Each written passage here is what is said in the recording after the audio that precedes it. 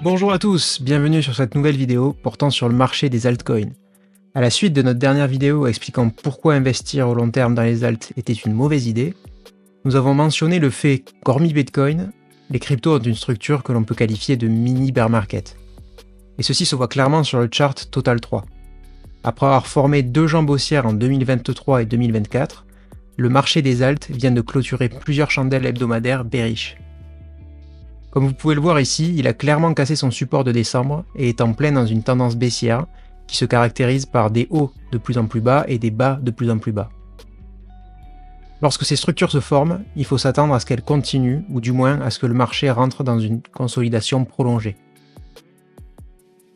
La faiblesse des alts est flagrante quand on les compare à Bitcoin. Bitcoin en rouge ici consolide dans un range alors que Total 3 consolide dans une pente descendante. Nous voulons rentrer plus en détail ici sur les différents secteurs et nous voulons montrer précisément comment cela se traduit pour chaque coin et ce à quoi il faut s'attendre pour les prochains mois. Analysons tout d'abord les altcoins que nous appelons majeurs, c'est-à-dire Ethereum et Solana. Commençons par Ethereum. La façon la plus simple d'analyser l'action de prix de TH est de le considérer comme bloqué entre 2000 et 4000 $. Ces deux niveaux agissent très clairement comme un support et une résistance sur le graphique en chandelle hebdomadaire.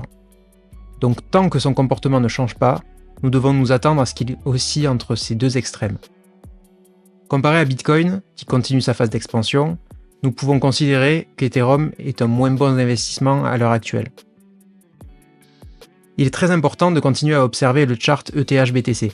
C'est le meilleur moyen d'éviter de prendre de mauvaises décisions dès que l'on voit un pump d'Ethereum.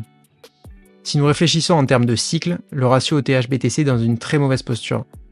Partons du postulat que les cycles crypto de 4 ans continuent à se former et que le bear market débute fin 2025. Regardez le temps qu'il reste pour que ETH-BTC entre dans une nouvelle tendance haussière. Rien que visuellement, il est très facile d'émettre l'hypothèse que le ratio ne fera pas de nouveau sommet durant ce cycle. Un tel mouvement est donc très peu probable. Cela ne veut pas dire qu'il n'y aura pas de surperformance d'Ethereum jusqu'à la fin de l'année, mais plutôt que dans le meilleur des cas, le ratio ETH-BTC touchera les niveaux de juillet-août 2024. Il y a donc toujours une possibilité pour bénéficier d'une rotation entre Bitcoin et Ethereum, mais pour cela, il faudra utiliser des outils d'analyse de tendance et pas simplement hold Ethereum, car il est tout à fait probable que ce ratio continue de chuter à l'infini. Pour cela, nous avons plusieurs indicateurs de tendance, ils montrent clairement que le ratio est toujours dans une tendance baissière.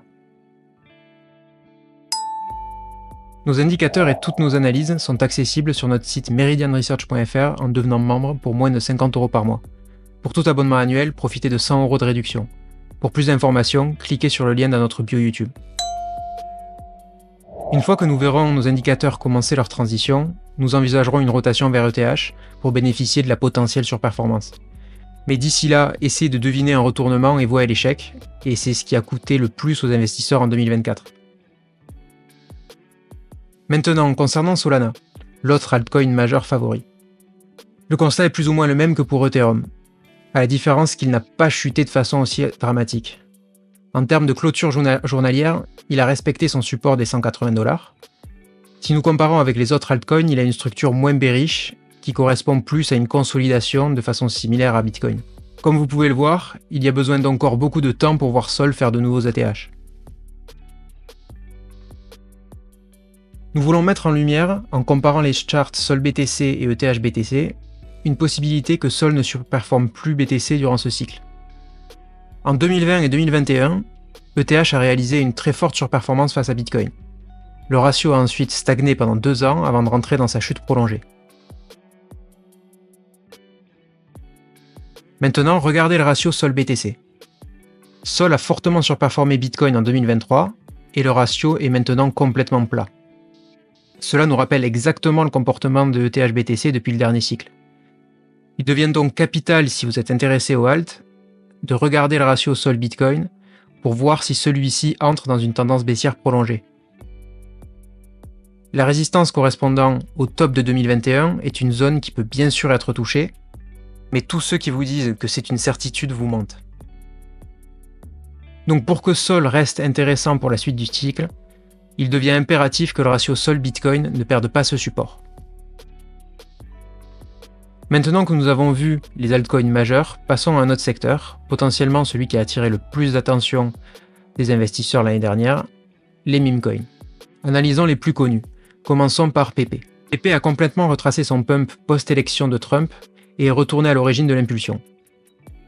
On pourrait se dire que ce n'est pas dramatique, mais il ne faut jamais oublier la principale caractéristique d'un coin en tendance haussière.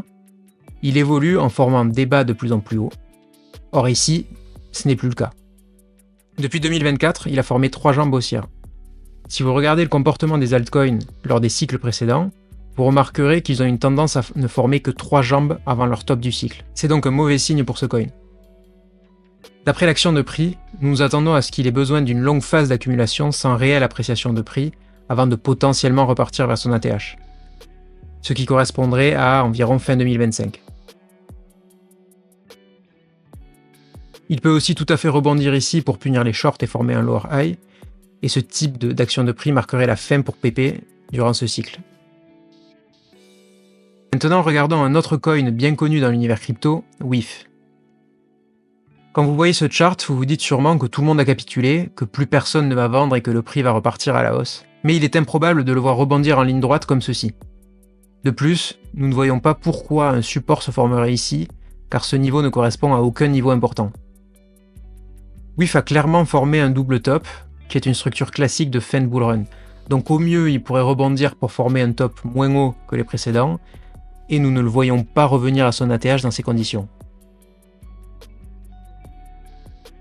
Parlons maintenant de ce qui est sûrement le meme coin le plus connu, Dodge. Dodge a eu beaucoup de catalyseurs positifs ces derniers mois, donc il n'est pas étonnant de voir que son chart a une meilleure structure que la majorité des meme coins. Le prochain catalyseur semble être l'intégration de Dodge dans le système de paiement de X, qui devrait arriver ce trimestre, mais cette news a été, d'après nous, déjà prise en compte par le marché. Donc au niveau de l'action de prix, Dodge est venu retester son top d'avril 2024, et a l'air de s'en servir comme support, ce qui peut être une bonne chose. Cependant, si l'on regarde l'action de prix à court terme, on s'aperçoit qu'il est dans une tendance baissière classique avec des hauts de plus en plus bas. À partir de maintenant, le meilleur scénario serait de le voir consolider à ce niveau. Sinon, il peut très bien revenir à son niveau d'octobre 2024. Dans aucun cas, nous envisageons un rebond vers son ATH de l'année à court terme. Si nous dézoomons sur le graphique hebdomadaire, on peut voir que Dodge a un comportement très particulier. Ces appréciations de prix, comme vous pouvez les voir en 2021, arrivent dans un très court laps de temps et sont suivies par plusieurs mois d'actions de prix bearish. Dodge a encore une fois pump en 2024, durant seulement quelques semaines, donc nous gardons en tête le fait qu'il puisse totalement passer le reste de l'année à consolider. Peut-être qu'il a trouvé son bottom et qu'il va recommencer son appréciation de prix, mais ce serait en complète opposition avec son ancien comportement. Maintenant, allons voir un dernier meme coin, disons Bonk. Bon, il ne faut pas être expert pour remarquer que ce coin en a terminé avec son bull market. Chaque tentative de début de tendance a échoué et il est à chaque fois revenu au niveau de son support. Un pump de ce type est donc inenvisageable à ce stade. L'action de prix signifie qu'il n'y a de la demande pour ce coin qu'en bas de ce macro range et qu'il est voué à osciller dans cet état de retour à la moyenne. Concernant le reste des meme coins, nous l'avons précisé dans notre dernière vidéo, il faut simplement s'attendre à des pumps d'1 mois maximum, donc il est plus ou moins inutile d'analyser leur action de prix au long terme. Passons au secteur RWA maintenant et regardons les coins principaux. Algorand.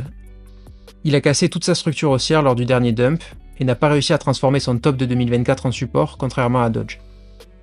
Il est comme la plupart des alts dans une tendance baissière, donc tant qu'un support n'est pas trouvé, nous nous attendons à ce que cela continue et qu'il forme un lower high.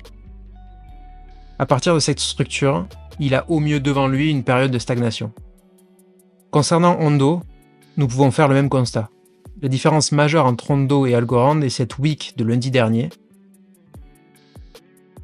Sur Ondo, elle est très prononcée et ce genre de chandelle a tendance à être revisité dans 90% du temps. Chose très importante à noter sur Ondo, il y a une très grande émission de tokens comme vous pouvez le voir ici.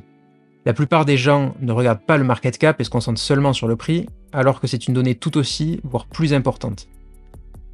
Cela veut dire que beaucoup d'investisseurs à l'origine du projet ont reçu leur coin, créant une forte pression vendeuse. Attendez-vous donc à ce que cela se traduise dans le prix. Un autre coin RWA qui a fait beaucoup de parler de lui est Mantra. Mantra est l'exception à la règle. Alors que les altcoins sont dans un mini bear market, Mantra est en train de former un blow-off top. Comme mentionné précédemment, les structures bullish des alts lors des derniers cycles sont souvent composées de 3 jambes. Ce coin n'en a formé que 2, donc il pourrait potentiellement continuer cette appréciation de prix. En revanche, il faut faire attention à une chose. Mantra nous rappelle très fortement un autre coin, Kaspa. Kaspa était dans la même configuration en octobre dernier, comme vous pouvez le voir ici, et il s'en est suivi une longue période où le prix a été incapable d'entretenir la trend. Mantra pourrait être dans cette position actuellement. Nous pensons donc qu'il faut observer toute perte de momentum, c'est-à-dire tout ralentissement de la tendance, et ne pas toucher à ce coin tant qu'il n'a pas montré de signe de réaccumulation. C'est à peu près tout ce qu'il y a à dire sur les coins RWA. Passons maintenant au secteur de l'intelligence artificielle. Tout d'abord, NIR. Le problème de NIR est que c'est un coin de l'ancien cycle. Les meilleures opportunités étaient lors du cycle précédent. NIR est sorti de son lot du bear market, a consolidé. Donc ce n'est pas le pire coin, mais il n'arrivera sûrement jamais à son ATH. Le problème, comme beaucoup d'autres coins, est qu'il a cassé son dernier support, par le bas, ouvrant la possibilité d'un retour vers les niveaux de 2023. Nos systèmes sont bien sûr bearish sur ce coin, et la meilleure chose que l'on puisse espérer pour l'instant est une phase de consolidation, et potentiellement un pump en fin d'année vers son top de 2024. Prenons maintenant BitTensor. TAO a formé un double top et a été incapable de casser son précédent ATH. Ce n'est pas le pire coin, mais il n'y a rien qui annonce une tendance haussière à long terme. Il est dans un macro range. On peut espérer un retour en haut du range ou vers le milieu du range si tout le marché redevient bullish. Mais il est très difficile d'argumenter en faveur de nouveaux ATH en voyant cette structure. Tous ces coins sont à risque de continuer leur descente pendant plusieurs mois jusqu'à ce qu'un catalyseur bullish pour les alts arrive, comme par exemple une très forte impression monétaire ou autre. Enfin, comment parler du secteur de l'intelligence artificielle en crypto sans parler du dernier coin en vogue, Virtual. Virtual a été un des derniers coins IA à pump l'année dernière. Nous en faisons référence dans notre dernière vidéo. Si nous regardons la structure de ce pump, on peut voir qu'il a effacé plus de 50% et même plus de 75% de son appréciation de prix. En général, les tendances haussières prolongées ne sont jamais composées de pullback de plus de 75%. Le chemin bullish le plus probable est donc la formation d'un top plus bas que le précédent et potentiellement d'une reprise de la tendance baissière. À court terme, nous pensons qu'il peut très facilement retourner à l'origine de l'impulsion de l'année dernière. Donc voici un petit tour d'horizon du marché. Ce n'est pas le moment de FOMO d'après nous, la plupart des alts ont besoin d'encore plusieurs semaines pour former ne serait-ce qu'un semblant de structure bullish. N'oubliez pas de vous abonner et d'activer la cloche pour ne rater aucune de nos analyses publiques. Et si vous voulez voir tous nos investissements, nos trades et nos analyses quotidiennes, rendez-vous sur notre site meridianresearch.fr.